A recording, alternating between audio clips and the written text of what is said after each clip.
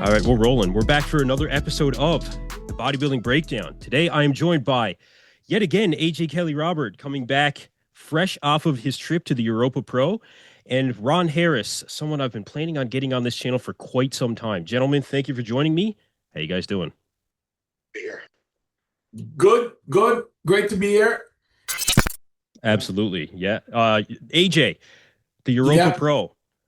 Got to take a minute. You got to tell us about your experience at that show. That was an incredible show just from where I was sitting on the other side of the ocean.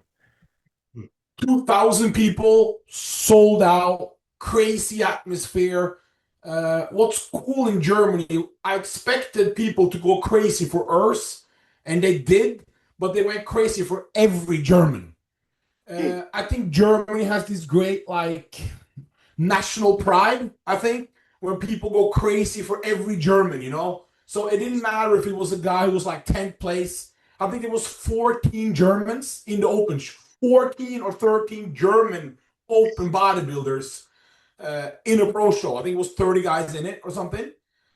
And they were going crazy for every German. And it was crazy atmosphere. And Quinton Eriya, I was close. I was really close. I know it was a perfect score, but I don't know. It was super close because Quinton, he's so bubbly, you know, and he's he takes up more space than Eriya. He has that classical shape, round muscle bellies, and he was really full. But Eriya, crazy from the front. A little bit more density, maybe. Arms crazy, and really close. It was great atmosphere in Germany. Really good for bodybuilding. Incredible stories going into that show as well. And with the upcoming Tsunami Pro being the first Olympia qualifier for the 2026 Olympia, we've got some similar stories that are actually unfolding right now. One of them I'm definitely going to get into here shortly. But Ron, I wanted to ask you to start. Tsunami Pro coming up. The addition of Quint Beastwood for his 5th show of the season. What's your take on that? Glad he's doing it. When he did the Tampa and the Texas shows, this was the next show I expected him to do. I didn't think he was going to do the Italy and the German shows. I figured, well, now he realizes he's not going to get to the Olympia this year, and if he does, he's really not ready for it because if Jordan and Joe beat him this year, I mean, what's he really going to do with the Olympia? So I thought he'd do the France and qualifier of 2026. So I am happy to see he didn't shut it down after Germany. This does give him a chance, and he is the heavy favorite. There's a couple guys, you'll get into the lineup that are going to be a threat to him, but he is the favorite to this, and I hope he does get that because this guy's been grinding for months and months. To go from a competitive season that he had in 2024 to what we're seeing in 2025, given the fact that he actually seems to be fulfilling that dreaded word in bodybuilding, potential, the one word that nobody wants to hear because you do not see it done very often, he may actually fulfill that potential. And especially if he can get this early qualification, have all year to prep for the Olympia, I mean, you couldn't ask for a better situation. No. I mean, the one thing that I hope happens is I hope he wins, and then I hope he gets with, if not a coach, a trainer, somebody that can help him add the size because he has been gradually, very slowly adding size over a few years, but he needs to do what Samson did a couple years ago and level up. Samson did it with Milos Sarcev. He put on 30, 40 pounds of muscle in 2 years working with Milos. That's what Quinton needs to do. He does, like AJ said, beautiful structure, bubbly muscles. He's not big enough. He's got those long limbs. He's got a big frame. It's not filled out yet. He needs to do that. And then he moves up to where he really deserves to be at this point. We got some inside information about those things. I was just on the phone with Mr. Olympia, Samson Dauda himself. So I don't know if this is public knowledge, so we'll keep it in the show, but we won't make a story about it, I hope. So first of all, I agree with Ron. You know, Quinton, even if he makes the Olympia now or against Jordan, them guys, this is not really his potential, even if he made it. Because when you saw the pictures with Quinton next to Samson, first we saw them in 2019. Remember the picture? Samson was smaller than Quinton. Well, I wouldn't say small, but they were all the same size. And that South African, what's his name? Sibu Sikulo? Sibu. Yes, that's right. Yes. They were all the same size. And when you fast forward to today, you see Samson is on a completely different level than Quinton size-wise. So even if he wins a show now, Quinton, or before, this is not his potential. He needs a lot more mass, that Ron said. This is not about just a little bit density and condition. Condition is great. He needs more size. And with coaching, I don't know about that plan. What's the plan? But I know Quinton will be going to Samson for off-season training. Sometimes when they're in the off-season to really show some tricks how to pack on some freaky size. Because, Ron, how much do you think he will need realistically? If he's 275, 280 now, Ron, what would you say? Quinton needs to be around 300, huh? Yeah, that's what it took for Samson to go from a guy who was like fourth, fifth place at shows to winning the Arnold, to winning the Olympia. So yeah, that sounds like a lot of weight, but when you see how big he is, and you've stood next to him, 20 pounds distributed over a frame like that, a tall guy with long arms and legs, that's exactly how much he needs. At least 15, but I want 20. But one thing, a little bit not worried, but for this show, you said hope Quinton wins it. What will happen next to the more dense? He lost to guys who were more dense in Jordan, and I don't want to say Urs is more dense, but Jordan is. Yeah. James Hollingshead, doesn't he have a lot more density? Thank you. So does Hassan. They're both much thicker, more dense guys.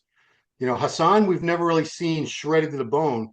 He could be, and if so, Quinton's got a lot of trouble on his hands. But we know James gets hard, grainy condition. And he is a big, thick guy. So that's his biggest threat as far as I'm concerned, is Hollingshead. Yeah.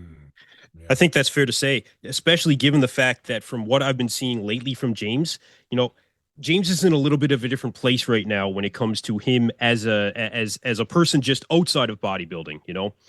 And I feel like that's putting him somewhere that he's really just been able to concentrate on fewer things, you know, himself, his family, the new addition to his family as well. You gain a different motivation when it comes to stuff like that, man. You know, there's absolutely no question. And I feel like that's where he's really at now, you know. The physique is going to speak for itself, and we'll show some images here in a few minutes. But James is looking like he is bringing a very round physique compared to what we've seen previously. I think that he's bringing something that is going to really dial in when it comes to the midsection, because that's something that I know that he's wanted to concentrate on. I think I agree. I think that he is actually probably the biggest threat to Quint Beastwood, because we know that James can get peeled. We know that James does show up round and hard, and he does have very good shape to be able to stand next to a guy like Quint Beastwood, really. Like the roundness of the quads especially is something that'll stand out on James as compared to Quint Beastwood. Well, you saw his midsection comes in tight. James' midsection is always tight, but when you say midsection, you think we're going to see abs and detailed abs? Wouldn't necessarily say that. And that would be substantial improvement from James in particular. I'm not sure if that's exactly what we will see, but I think that when it comes to the overall package from top to bottom, that X frame, I think that is something that we are going to see from James that'll really make him stand out when it comes to increased aesthetics compared to what we've seen previously. That's the hope. What do you think, Ron? I actually asked a question because I don't know who's coaching him now. He won't say. Oh, he won't say. Okay. All my comments on DMs, and now I reach to legendary levels on Instagram, by the way, not on YouTube, but on Instagram. I'm not like Ron's channel now blowing up. Great work. I just saw the bearded lady. I'm watching the Hassan Mostafa right now, and I saw you got Missy Truscott, you got Bob Ciccarello. So there's some great guests there lately. They're saying Chris Tuttle is the new coach. Oh, okay. Tuttle's good, obviously. That's what they're saying. He's not confirming it. That's what everyone is saying. And I know Chris Tuttle is a very detailed coach. Absolutely. James enjoys that he enjoys working with more people so that he can gain further knowledge from each individual that he works with. I mean, you would think that the people that he has worked with, especially when he got to Boss of Outlaw, I figured that was it. I figured that's where he was going to spend his career and that he was going to bring his best. But the pursuit of knowledge for James, because he is a bodybuilder's bodybuilder, you know, he wants to continue to improve with his physique, and he wants to continue to gain that knowledge within the sport of bodybuilding as well. He's very knowledgeable when it comes to the history of bodybuilding. So that's just the kind of guy that James is. And whether that will serve him well or not when it comes to this show coming up, there are risks by going from coach to coach to coach, as we've seen with such competitors as Regan Grimes, for example, right? You may get it eventually, but it may take several shows. Regan actually absent from this lineup where I thought he was going to be involved. Apparently not. Regan using his passport 2 weeks before the O? No. Not now. The official competitors list is out, and I'll actually show you guys that now. It was something I was hopeful we were going to see Regan Grimes, but apparently not. Although this show is plenty exciting as it is. Plenty exciting. So, aren't you surprised, Ron, that Lionel, who was confirmed for Tampa and whatever happened, and he was on prep, and now he's not doing the show in his home country, Ron? What's going on with Lionel? You actually are in contact with him, right? Yeah. So the last time I saw him on stage, he looked absolutely awful. Yeah, it was not a good show, no. I think he was still being drug tested as, you know, part of a legal thing that he had going on years ago. And I don't know what he looks like, because all he has on his social media is Bible verses. I mean, 10 years ago, that guy was phenomenal. I don't know what he looks like now. I don't know if that ship has sailed. I mean, he was someone we thought could be definitely a top Olympia competitor, top 5 guy. It just never materialized. So, I mean, I'm curious to know what he looks like. Is he still training? Does he still have? Because the last time I saw him, when he was on stage, he was like 20% body fat. Yeah, I know. It was a disgrace. I mean, it was not good. I don't want to see him on stage like that. If he's going to look like that, why would he say he's going to do Tampa and then not show up at something he saw, and then not do the show in his home country just a couple of weeks later? That doesn't make sense. Tampa, I suspect. I mean, do you talk to him? Did he know does he even know that you need to get a visa to go to the United States? I would think so. Yeah, you would think so, but I don't want to assume, because I mean, some people aren't that sophisticated with international travel, because when he was coming to the USA, things were very different back then. It's a lot harder to get here now. They're a lot more strict about who they let in and don't let in. So maybe he wasn't prepared for that. Yeah. Perhaps so. Well, hopefully we see him compete when it comes to later in the, in the 2026 season. I think is probably realistic for him at this point. But for the latest that we're seeing, like talking about James, I mean, this is he's been in shape. We all thought he was going to do, because remember, I live in Oslo, and he moved to Oslo because his wife and him got a child, and they got birth here in Oslo. Remember? And yes, he was contest shredded for weeks. Look at this detail. He's got striations in his traps, man. This is incredible. This is incredible. Great frame, top to bottom. Does he still live in Norway? No, he's moved back to the UK now. Okay. Yeah. He's since moved back. We thought he was going to do Italy and Germany. Yeah. Also going for maybe that early qualification for the 2026 Olympia. Although he's planning on doing the UK show as well, I believe, after the Olympia. I would hope so. That's not we got King Crizo coming in, taking that show. We'll see who plans on jumping in, man. Crizo is confirmed for UK. Yes, he is. Yeah. Right after the Olympia, no idea who's going to jump into that one. No idea. You could have half James you could have half the Olympia come out to UK for that show. Absolutely, you could. Yeah, absolutely. Although Chris Tuttle did comment on this, yeah. UK has not gotten any top pros outside the Arnold UK. If you guys remember, there are no top pros flying to UK to compete in the Open show. Have you noticed that?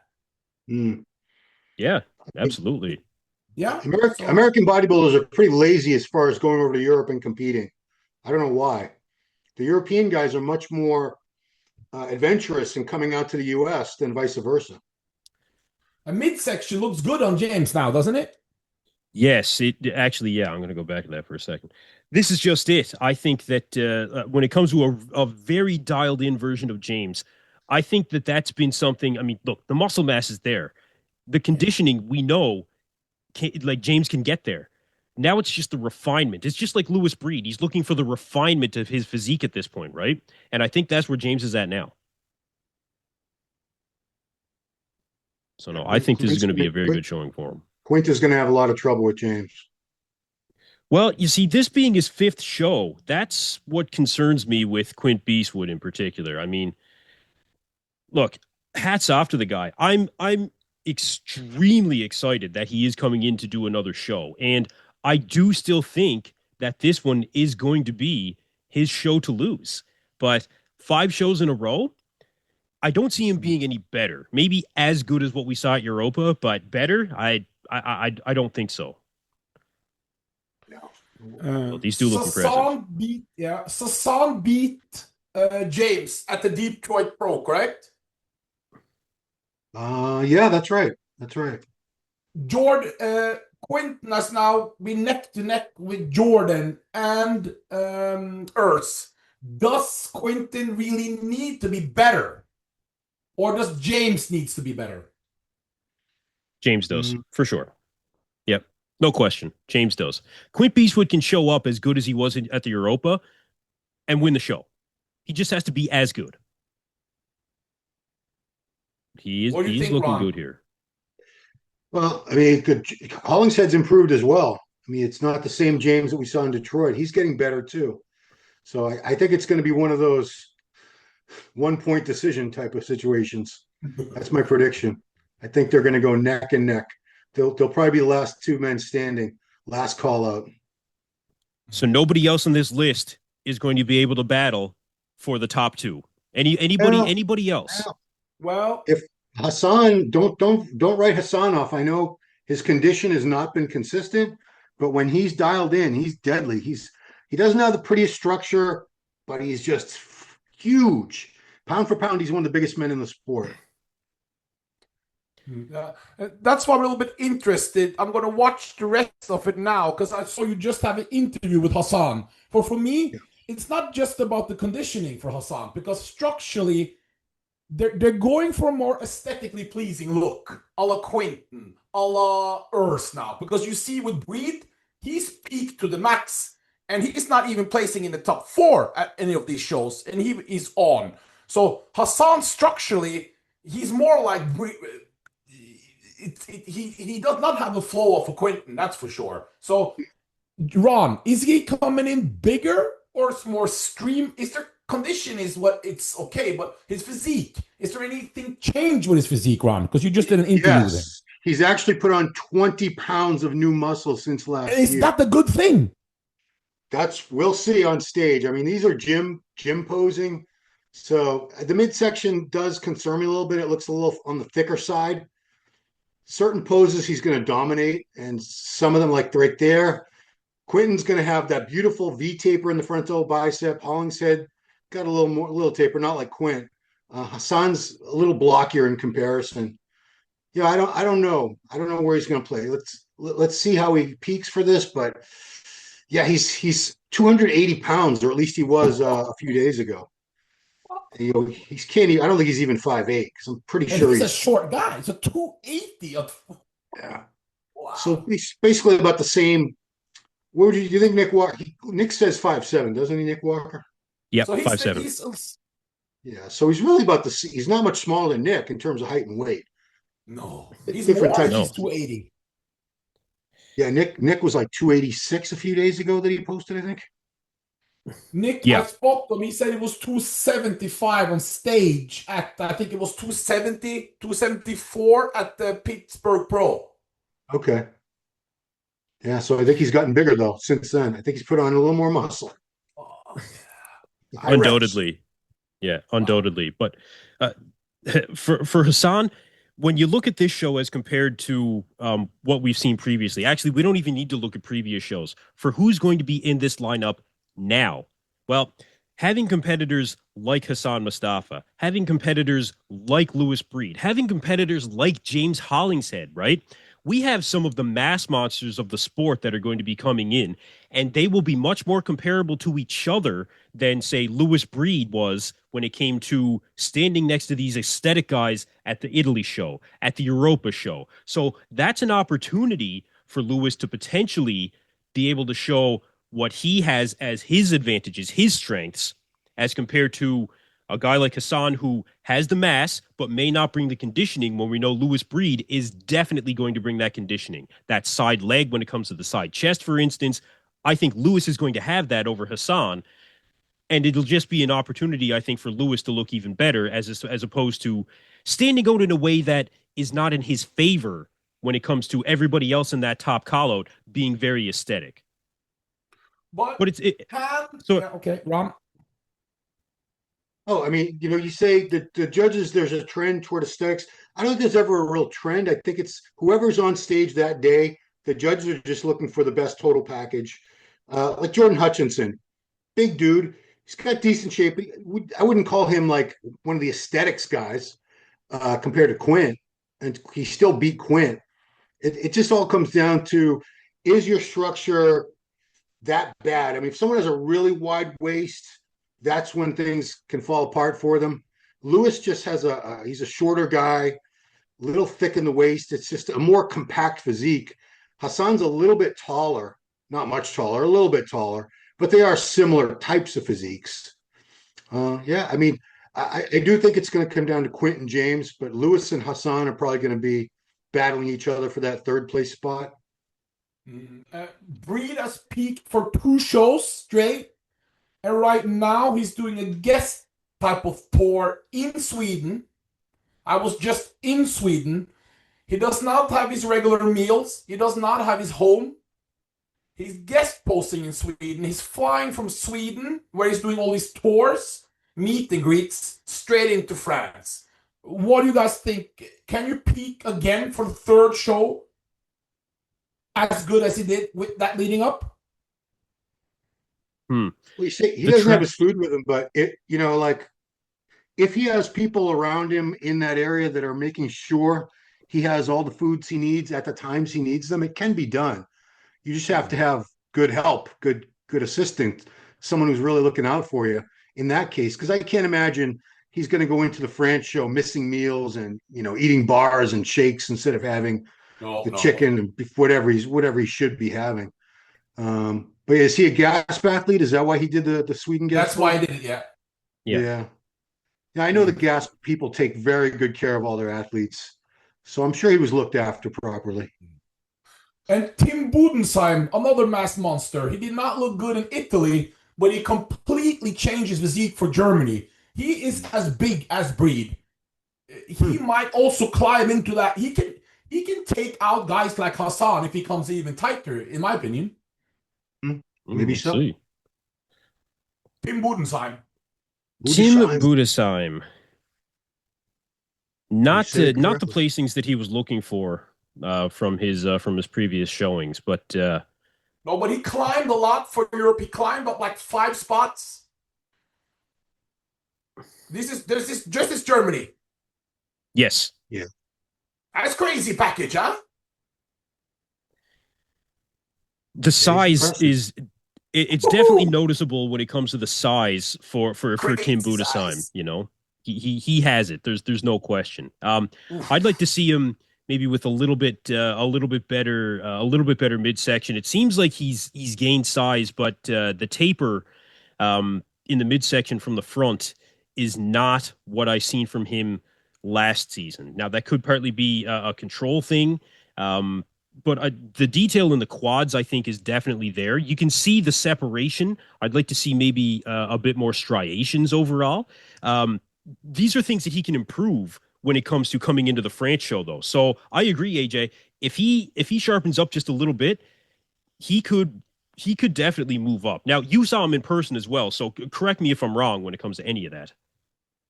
No, I just saw him at Italy. I was very disappointed. I didn't expect anything. And all of a sudden in Germany, he brought a much tighter package. And this is his free routine. So here his midsection is probably a little bit more out. It was not out like that during the mandatory poses. So he really impressed me. And I don't have him winning, no. But I definitely can see him battling guys like Breed and Hassan if he can keep on improving.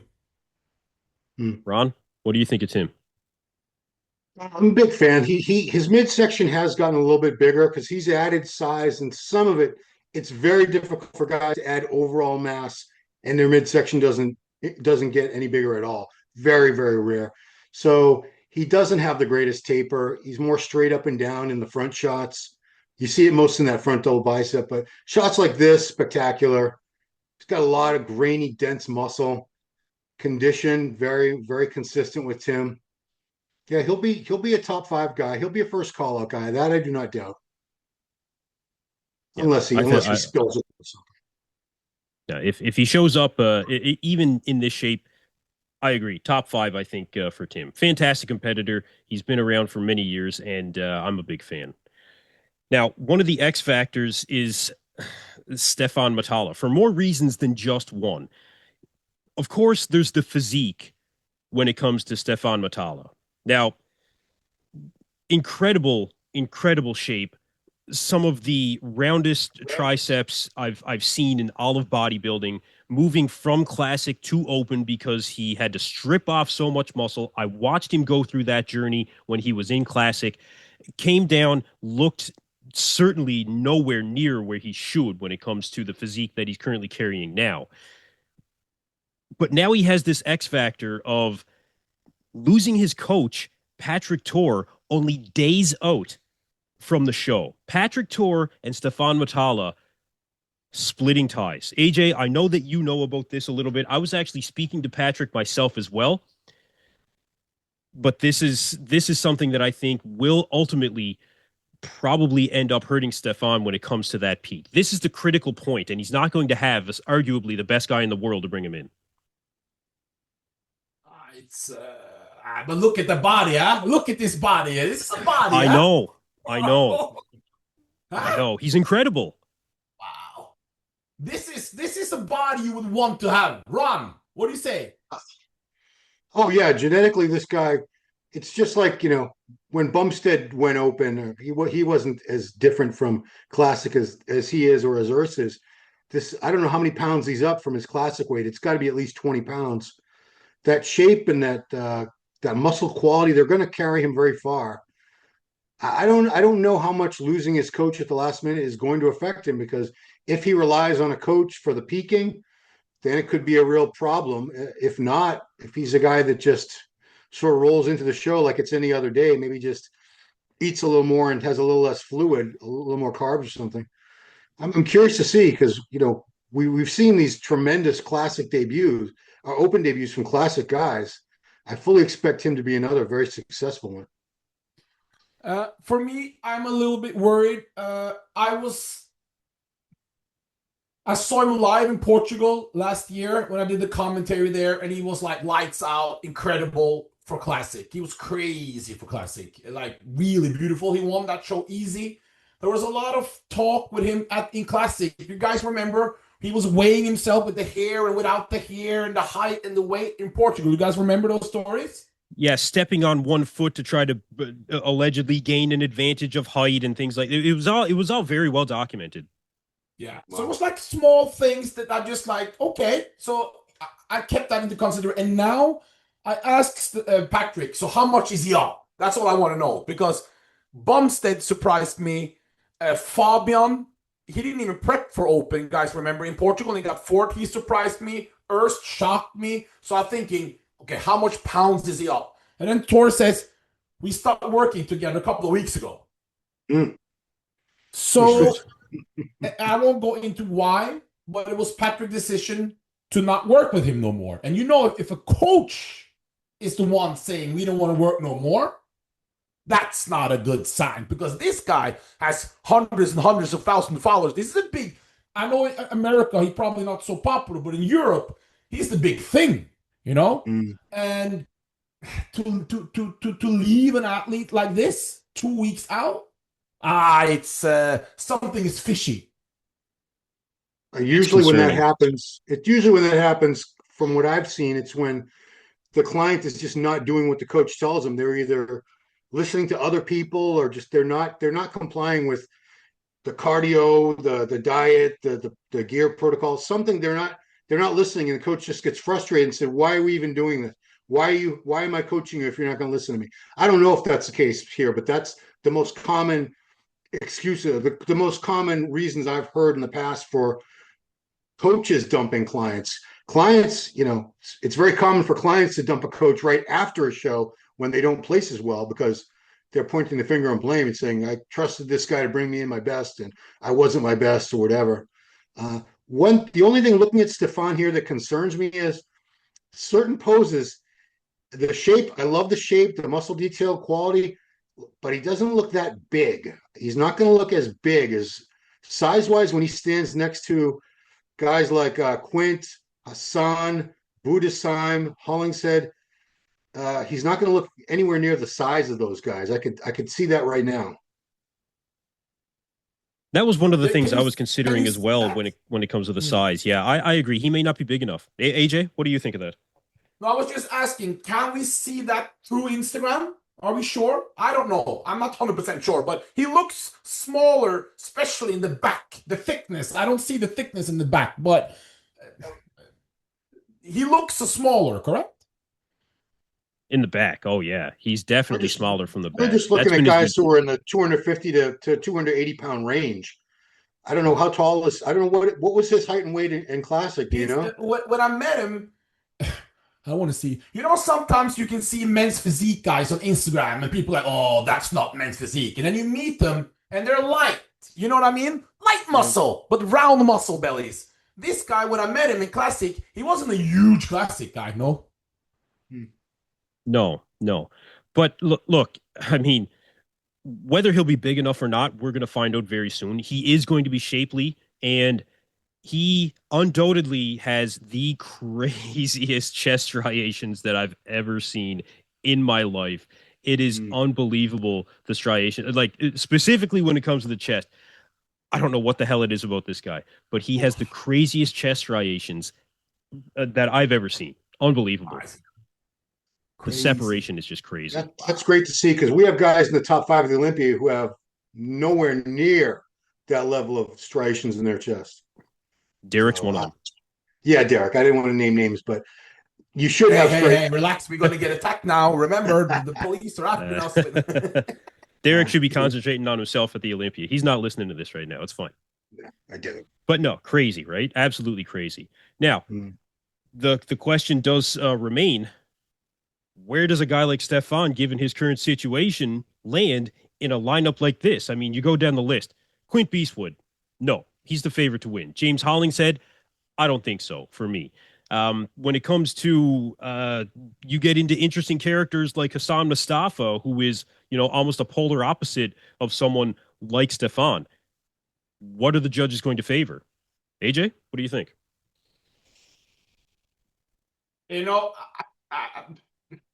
It's really hard because we don't really know his size, and we don't know why Patrick and this thing happened. And it's a lot of coaches. It's not everything about bodybuilding. Right? It's all up to the athletes when it comes down to it. So it's his choice to. He's the one who has to diet and do everything he needs to do. So it's on him. So, but personally, I don't think he's going to make the top 4. And I also like guys like Roberto Buonuomo. You see the left, if you press Roberto? Yep. He's made a lot of improvements. We saw him. Look at this guy. He climbed the rank. Look at this guy. He's crazy. Look at the waist with the lats and the quad combo. This is a big, freaky guy who just conditioning. When is this from? This is 8 hours ago. He's with Patrick Tuor also. I saw him he didn't do Germany. He did the show before. It looked really good. And he beat some good guys there. I don't know if he can beat him. Ron, this guy is impressive, huh? He is. I like Stefan's shape a lot better than this guy's shape, but this guy is definitely bigger. I do see he's a little bottom heavy. And Legs are a little too big for the upper body, unless he's tilting, unless he's like leaning back no, or something. he's very quad dominant. And we also have, what about Tuor? He's the three-time Olympian, and none of us have even mentioned him so far. Tuor Legonier. This is in France. This is the third show, I believe, with the new coach, Nasir. They just started working together. It didn't peak for the last two shows. Remember, he's been 3 times at the O. Yeah. That is very fair. Wasn't he third place or fourth place here last year in France when Samson won? Correct. Yeah. So, I mean, I think, Giles pointed this out. Until this season, he had never been outside the top 5 in a show. Correct. So it sounds like him and Hyacine, is that how you pronounce it? Him and his new coach are just figuring things out. But Theo's very, very good. I agree. To not be talking about him in the top 5 is ridiculous. Because yeah, sometimes a coach needs more shows with an athlete, and this guy he should be beating Stephane, huh? Yeah. He should be. I think so. Yeah, actually, when you think about it like that, I don't know what it is about Theo where he ends up outside of that conversation. He's not really lacking anything in particular. Maybe overall size to really have a serious wow factor, but I mean, he has the shape, he brings the conditioning, and I think he is actually bigger than what we've seen last year. So you're absolutely right, AJ. This guy is definitely going to be in the conversation for standing next to a guy like Stefan Matala and potentially defeating him. Mm. Very well. I think when someone doesn't have anything overwhelming, like some crazy freaky body part or something like Stefan Matala's chest striations, you tend not to pay as much attention to them. It's just, we have this short attention span now. We have that TikTok, Instagram brain. So someone like him doesn't automatically stand out, but his track record speaks for itself. Is it a separation there in his hams, quads that we don't see so much of? It's pretty crappy lighting. I mean, it looks good on his upper body. His lower body's in shadow because the light's coming from above. Yeah, that could be part of it. That could be part of it. The hard grainy muscle is something that I think is better this year for Theo as well. So if he can really bring that dry look through the hamstrings and glutes when it comes to this France show especially, that's something that I think that Stephane will lack, because overall from the back, although Stephane does have crazy conditioning, it is from the back, both upper body and lower body, that he can easily be defeated. Yeah. Theo is a great bodybuilder, Theo. Yeah, he is. He's crazy. This was before this was actually before the Europa. This one was, yeah. Crazy roundness, man. He looks like he's drier now. Like, he looks much drier now. How do you pronounce his last name? Yeah. Let me hear it. Oh, I'm waiting for you guys. Try it wrong. Yeah, I've been laughed at many times because I try to sound French. Le guerrier. So I've heard people say it like it's a Spanish name, Le guerrier. You don't roll the R's in French. See, wouldn't it be le guerrier? Yeah, Le guerrier. That sounds very good.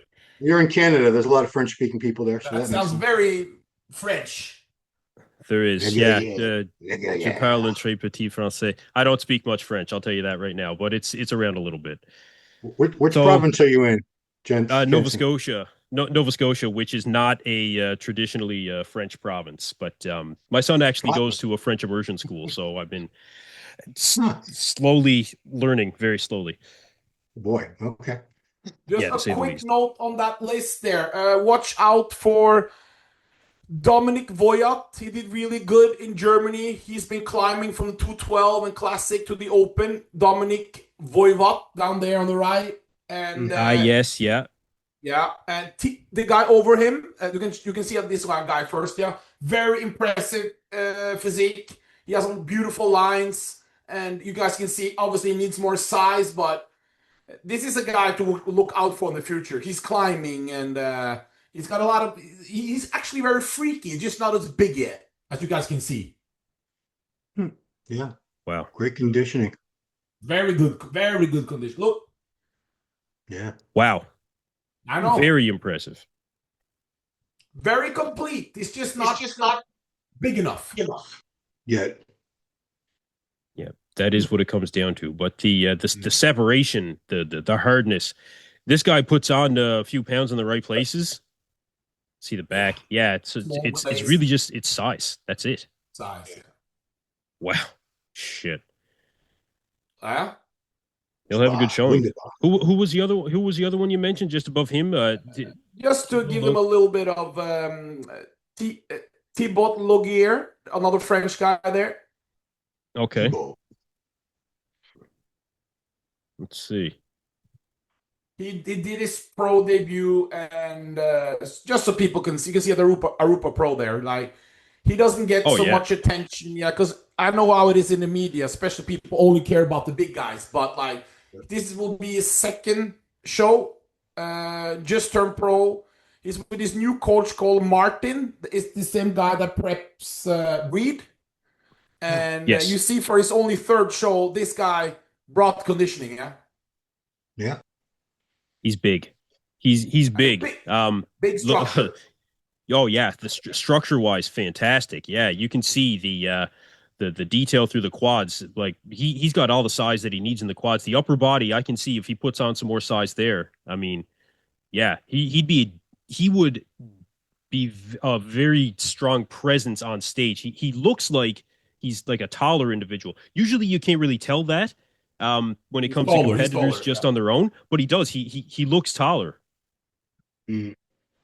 We say you should never be able to tell by looking at someone if they're shorter or taller than average, because that means either their structure is either like a shorter man's structure with the short torso and short limbs, or the taller guy's structure where things are more elongated. Okay. He doesn't look like he's awfully tall. Like, I want to say maybe 5'11" or 6 foot, which in bodybuilding is tall. In real sports, that's not very tall at all. In real sports. Mark is not in. What do you guys think about that? I'm very disappointed myself. Mark Hector is not in because his goal was to make the O. I thought he said he's going to do all those shows leading up. As you guys can see, he's not on the list. He was very close to Quinton, in my opinion, in Italy. You can go either way with Quinton in Italy. Germany, not so much. Ollie Edwards was crazy, by the way. Ollie Edwards was crazy. Crazy. But are you guys surprised that Mark is not doing it? Ron? Must have his reasons. He must have his reasons. I don't know what they are. Why isn't Ollie Edward Carbo doing it? Even a stranger, in my opinion, because he has the visa. He told me he has the visa for a year. I don't know. Yeah, he missed opportunities. No, these are missed opportunities for both Mark and for Ollie Edward, especially for Ollie Edward, I feel, because he really turned some heads when it came to the Dubai Pro. Took some time before he came back to the stage at the Europa, but now with an opportunity, with a lineup that could be even more favorable for him to place, very well, I really think it's a missed opportunity for him. Like you said, Ron, he must have his reasons. What about Sergio? Why didn't, I know Sergio, I believe he parted ways with Boss, but this would have been a good show. Has he parted ways? I believe so. Yeah. I believe so, yep. But this would have been a really good show for Sergio too. Because clearly he posted those pictures from the Italy show where a few hours before judging, stomach was tight. He looked I'd say 20% better than he ended up on stage, and then he ate a bunch of food and didn't agree with him or something. So that was just a last minute peaking error. Yeah, I remember we talked about it on this channel. Why he ate and then he missed his peak. I was really surprised. I texted. I think I made a comment, like, very disappointed he's not. He said something about it's more to life than bodybuilding, or he had other. I think I can't remember exactly what it was, but I would have liked to see him, but we don't. As you know, we don't know. He has other commitments or whatever it is. But yeah, because UK is stacked now with Krizo, and then we have Prague now with Keon versus Kizo, and then Romania always managed to get like a big, like a Kim or a Brandao or something big, yeah. So I don't know. Yeah, maybe Summerfield will go open in Prague. Maybe. That's one Him thing we're all versus waiting Keon? for. Woo. I'd like to see that. I don't. I think they would have to rent a bigger venue if they were to do something like that. I don't think they'd be able to hold people. They would be literally knocking down the doors to get in. It can't Whatever get it's bigger about- than last year with Bumstead, though. Yeah, that's true. Yeah. That broke the internet in bodybuilding. Oof. It certainly did, and still a lot of. I think that you're going to see more big names end up jumping into that show post Olympia. It's gaining more. It's already had a really good reputation, but now I think it's really becoming something almost iconic after the Olympia, based on what we've seen now from the I mean, to see a guy like Nexzilla stand next to a guy like Krizo, stand next to a guy like Samson, stand next to a guy like Nathan Diasha. I mean, those are big names in bodybuilding and made it very, very exciting. So I think you're going to see the live stream as well was very, very good. And that's something with this France Pro show so far that actually didn't even mention that. We haven't seen anything about a live stream yet. Nothing. The high quality live stream really does add, because athletes like to be showcased. They don't want to go to a show where it looks like somebody just set up an iPad with a dirty screen in front of the judges table, which I've seen some streams that were that bad. They want great pictures. They want great videos to be able to post. And yeah, good Lord, if the promoters are paying for them to come on now. That's going above and beyond what most promoters would ever do. Obviously, the Olympia and the Arnold do it, but I've never heard of any other promoters outside of those two shows that would do that. Because there are, I'm not going to say who, but there's a rumor of a huge name that might do it. We'll see. But we saw bumps. There's a reason why all these guys are choosing this show. Because, I'm not, there has to be a reason. And I just think the love for bodybuilding that these promoters have, and the Czech Republic, the bodybuilding culture in Czech, it's huge. And you see how they take care of Krizo. Krizo has his own car with the EVLS team on, and I don't know if they pay for it, but it says EVLS on the car. So I don't know. But they're his sponsored athlete. Rubiel was his sponsored athlete. But it doesn't mean that these guys are winning the show, because they haven't won. Chris, you know what I mean? So it's just great to see. France, sadly, I asked the promoter, I sent him an email, and he said back, no stream. Wow. It's absolutely incredible in this day and age in bodybuilding, honestly. As a competitor, I would really be, I would feel like the promoter is doing me a disservice in that sense. I mean, it is a worldwide audience without question. You go look at some of the streams that take place for any given show, North America, Europe, I mean, you name it, okay? This is a worldwide audience that you could bring in and create another revenue stream for your show. To not do so, there is literally no excuse this day and age. None. In fact, I want to go one step further and say that should be mandatory when the promoters have to send their sanction fee. Part of the agreement should include you have to have a live stream. You have to, because this is supposedly a worldwide sport with fans and competitors from all over the world. To have a show with France with this is a really good lineup, and we're not going to be able to see anything except maybe some Instagram stuff from some guys in the fourth row with the judges' heads in the bottom. No, that's bullshit. What about we forgot to bring it up, or maybe you were going to. Behrooz Tabani, who I don't see him getting a visa at this point, unfortunately. He should be doing every damn show. He should be doing France. He should be doing the British Grand Prix, Prague, Romania, everything. Because he usually wins those shows. He's won a bunch of them before. I don't know what his plans are. Obviously, he wants to get to Olympia, but good luck. I don't see that happening. Could it be a visa issue? AJ, you travel all over Europe. Is there a possibility that Behrooz can get approved to go to certain countries over others, such as his ability to go to Romania? We know that he has gotten there in the past. Could it be that he is not able to get to France? So Belarus Iranian people have to have passport there's different rules for different countries in Europe. So he does not have, just because he can go to Romania, but doesn't necessarily mean he can go to France or wherever. No.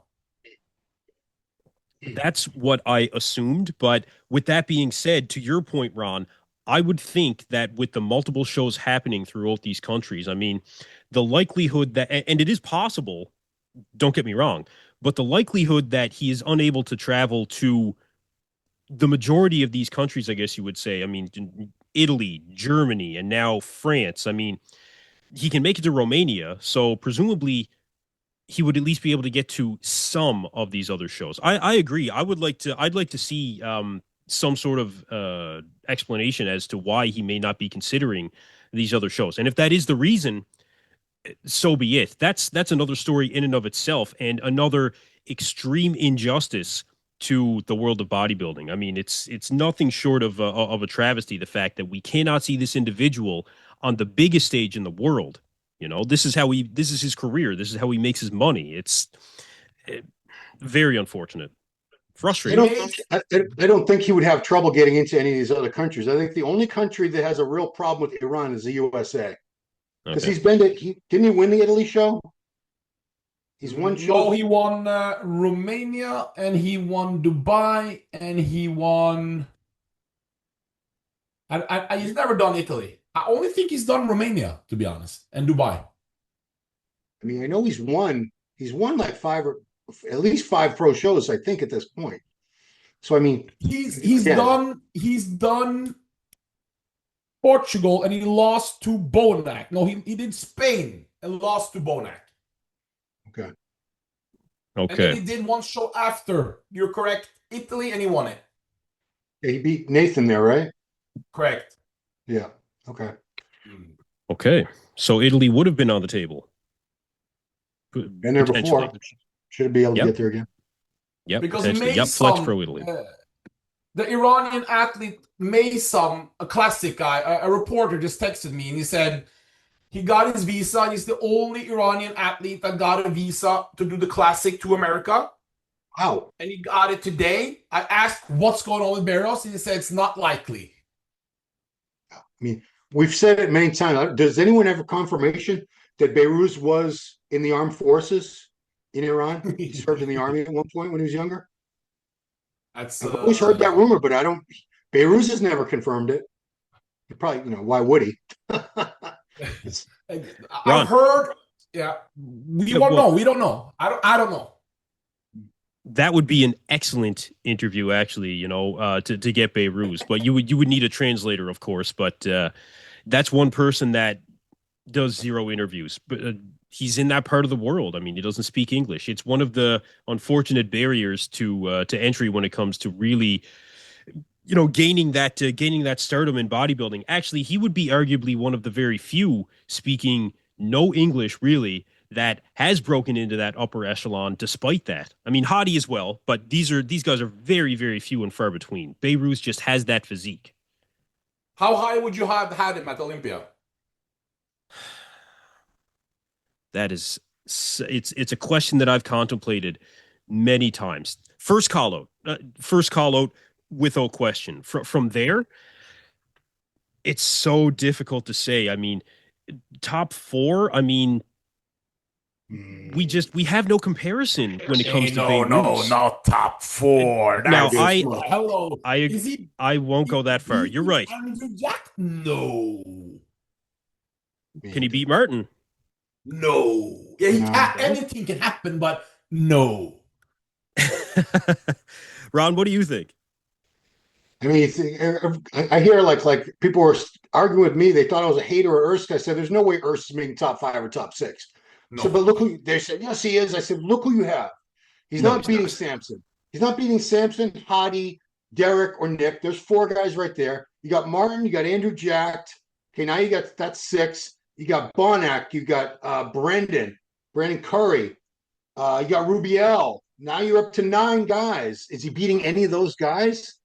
So, for Behrooz to crack top 10 would be great, but I don't see him doing any better than 7th or 8th would be the very highest I could see him doing, just because of the caliber.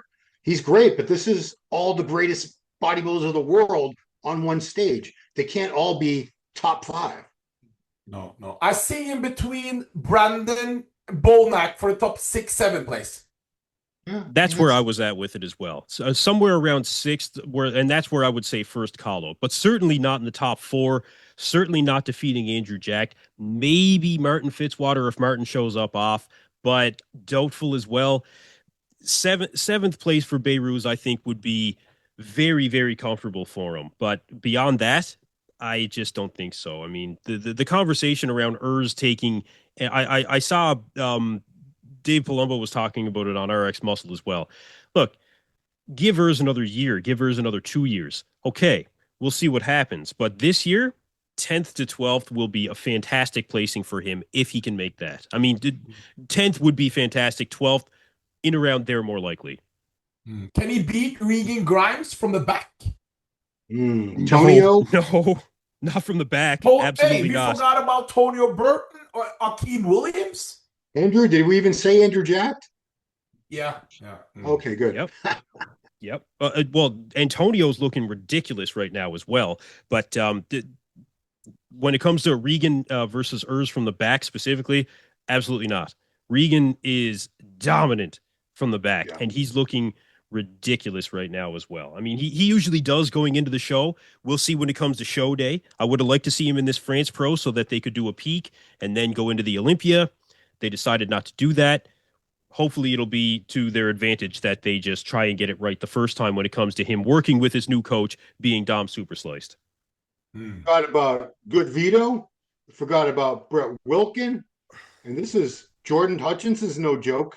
I mean, it's going to be a tough Olympia. Very tough. They're all tough. Is this the best lineup? This got to be because before we had guys who hasn't really, remember, what's the guy, Justin Shire? He was just 9th place in the regular show. He made the O. I like Phil Clayhart. He did not win the Master O. He was also at the O. We've had a lot of, what's the other guy? What's the sauce? Ron. Ross Flanagan. Oh yeah, Ross. So we had some great guys that would have a really hard time making top 12 at this show. So, it's not easy winning a pro show because now the guys are actually competing more and they're doing back-to-back shows. And the prize money is up, and the guy Derek is doing. And by the way, I have Derek Lunsford in the top 3. I don't know why you Americans are hating Derek Lunsford so much. Derek Lunsford, what's the hate with? What's the anti-Derek thing you guys got going? I have a theory as to why he gets so much hate. It's why is sad. It's his Christian faith. But that's a good thing to be Christian. I'm Christian. What do you mean, right? faith? Exactly. But America is like the bizarro world now where good is bad and bad is good. So like we glorify criminals and I don't want to get into it all, but it's just someone that professes their faith. I believe in Jesus Christ as my savior and all that. People laugh at that now. It's gone from when I was a kid, everybody went to church on Sunday. If you didn't go to church, you were like a weirdo, an outcast. People look down on you. Now it's like people that go to church are the weirdos. And they're like, oh, what's wrong with them? They believe in this fairy tale. Yeah, I mean, that's the only thing I can think of. Also with Derek, that's probably only a small part of it. I think the fact that he beat Nick Walker in Pittsburgh, a lot of people are upset. And they get mad at Nick. I'm sorry, they get mad at Derek, and he wasn't a judge. It's not like he decided, hey, I'm beating Steve Weinberg, give me the title. And Steve's like, no. It was a very close show. A lot of people had Nick winning. Tyler had him winning. In the end of the day, Nick walked away with the title. And I'm sorry, Derek walked away. That's a Freudian slip. And a lot of people hate Derek for beating Nick Walker at that show. It's awful. Derek but do you guys got Derek in the top 3? I do. Do you guys have him in the top 3? Yes. 100%. Look now. You got him in the top 3. Okay. Well, the top 3. So go ahead. Well, I tell you what, Ron, I agree that when it comes and Ron is correct when it comes to the overwhelming message of Derek's Christianity. It's actually something that I think that he's calmed down on a little bit in the last number of months. But the thing of it for me is actually beyond that with Derek. For me, there's two parts to it. I'll start with saying I find that Derek, when he would speak at certain times, would come off as him sounding somewhat disingenuous. You know, the way that he would speak about Nick Walker, saying that he was doing him a favor by allowing Nick to stand next to him in Pittsburgh, when in the eyes of many, many individuals in the bodybuilding world, Nick actually defeated Derek. Beyond even that comment, to watch Derek's content where he would be training with Patrick Moore and he would really just seemed like he wasn't being his genuine self, you know, like he was putting on a show for the camera. Come on, man, we got to push each other. You got to kill me too. This is Champa Bay. It's not Tampa Bay. This is Champa Bay, bro. Like, let's do that. Come on, dude. You know, it just comes off as a little bit lame over here in North America, AJ, to be honest with you. Now, I did watch an interview with one more point on this. I did watch an interview with JM Mannion where I think that Derek did seem like he was much more of what I would have expected from him. You know, he seems like he is in the proper place. He was speaking the way that I was expecting him to. And I made a video yesterday actually asking, are we massively underestimating Derek Lunsford going into this show? Of course you are. He might win it. Yeah. There's four guys that can win. Four guys that I have for the win. Yep. I underestimated Derek going into the Arnold Classic, and I stated that very clearly in my last video. I underestimated Derek based on what I was seeing for updates and how I thought his diet was going when it came to working with Chris Aceto for the first time. I thought it was going to be a disaster. I was completely and totally wrong. I will not allow myself to be so naive again, and I don't know exactly where I want to place Derek yet, but where I was last week firmly having him in fourth place, I do not firmly have him in fourth place now. I am reconsidering that. I'm just not sure exactly where I'm at yet.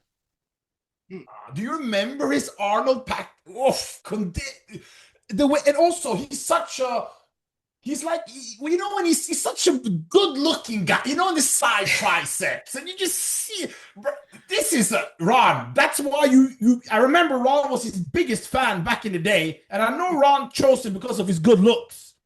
Yeah, he's still a good looking. I'm still a Derek Lunsford fan.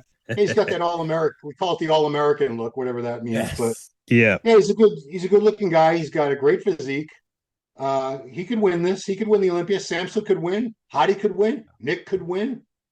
Beyond that, I don't see anybody really potential winning. But I think any four of those guys could win this. So when you say top three, that's when I have a problem, because I have four guys that are at least my top three are four guys. So the math ain't mathin'.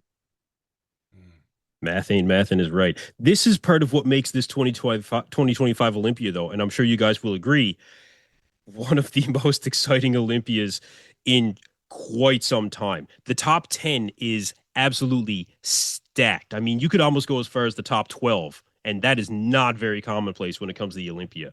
Typically, when it comes to the Olympia, who is it that made it past the top 5? Difficult for people to recall when it comes to even the next year. I don't think that's going to be the case with the 2025 Olympia.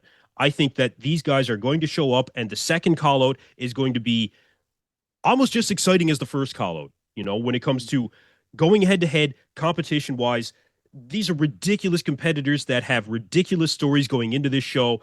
And like I was telling you, Ron, about some of my plans that I have for what I'm going to do for I am going all out for this one, because I think the 61st is going to be ridiculous. Absolutely ridiculous. Yeah. You're going all out. You're putting on the skirt, or what's going on? No. I'm in talks right now, and hopefully I'll be able to make it happen. But the gym that I actually train at, I'm planning on doing the live stream, if I can pull it off, from the gym that I train at, right? I've been talking with my supplement sponsor for some of the things that we'll do during the live stream as well. Like there's a few things that I want to do that way. And I think that it's something that could be really, really cool to have the backdrop of just the gym itself. Like I think that's something, and a couple other things that I'm working on, but just a little bit of a sneak peek. That's in around what I'm looking at doing now. So I will be live for the Olympia both days. And, of course, I'll invite both of you guys, and that's the thing. I'll be able to have people jump on with me if you want to jump on for 10 minutes here, 20 minutes there. You'll have the invite, right? So those are a couple of things I'm working on as well. Late for AJ. But are you watch? But when you say party, are you allowed? So people are watching, but not allowed to watch the show, correct? Or how does this work? Yeah. Correct. Yeah, correct. You'll be able to buy the stream, and I think that everybody should buy the stream of the Olympia as well as every other stream, right? But ultimately, yeah, that's what it'll be. It'll be the watch along. Oh yeah, well that would be great. I'll be up. Obviously, it's the Olympia on Ali Bilal winning men's physique. We got Summerfield winning classic. Andrea Shaw winning women's bodybuilding. It's gonna be great. Oh, it's gonna be ridiculous. Winning 212. Yeah, exactly. Oh, right? Keon, exactly. definitely. Can you imagine if Clarita won? Well, Keon hasn't talked to me for 2 years because I had Clarita. I had him as my predictions to win, and Keon has never talked to me since then. No, I got Keon winning all day, but could you imagine the upset if Clarita won, bro? It'd be wacky. I'm not. I Nobody would couldn't see that imagine. Yeah, that's not gonna happen though. Probably not. Probably not. No. It'd be earth shattering. It would be absolutely earth shattering. Yeah. I don't even know how I'd react. Keon's Oh. looking crazy. Wow. Man, insane! It looks unbeatable. He looks unbeatable. You know, nobody can stand next to this guy in 212. He looks unbeatable. It's incredible. Very good competitors in 212. Sean Clarita, fantastic. Kareth Bajo, one of my favorite 212 competitors. You know, but I mean, Keon is it's another level. It's another level. He truly is God's gift to bodybuilding.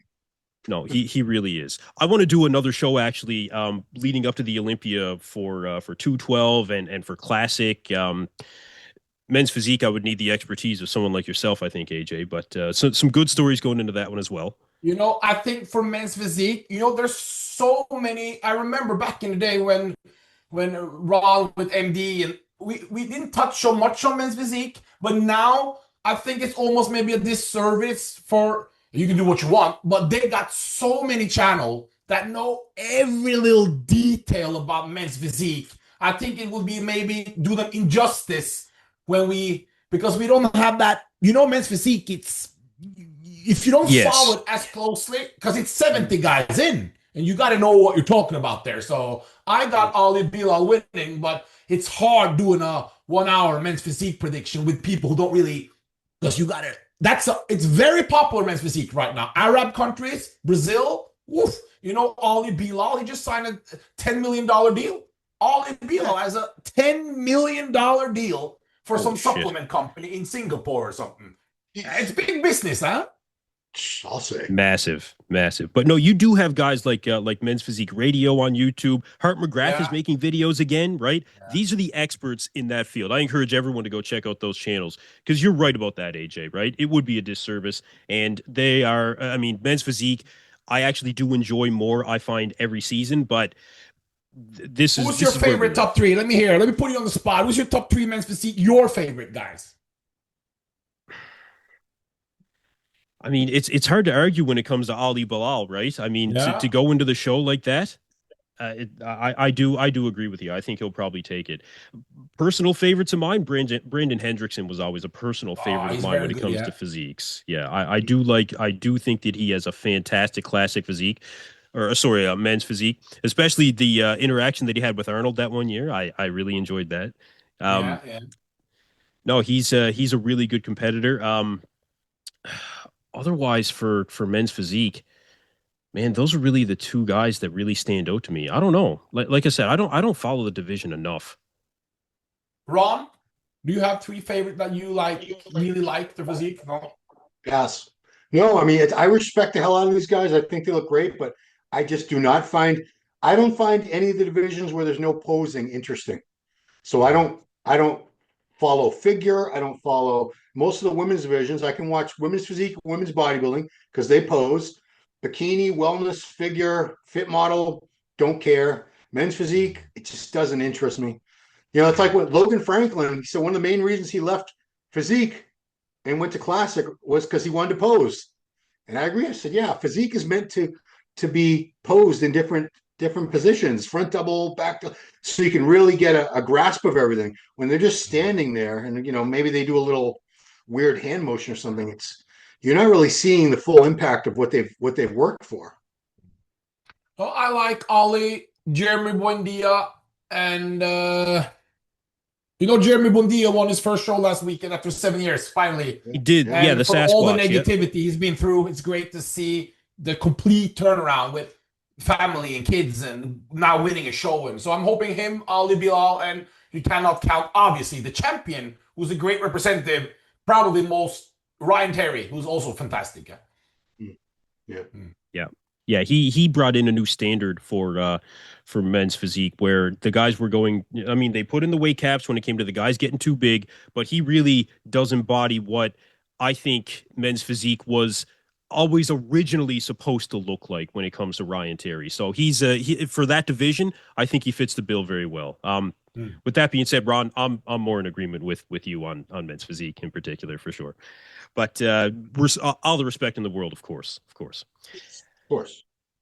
Well, look, listen, when it comes to the France Pro coming up, really looking forward to this show. We haven't had a show this year that has not been exciting. We've been very, very privileged in bodybuilding. The Olympia in just about 2 weeks in and of itself. There is still many, many more conversations to have when it comes to the Olympia.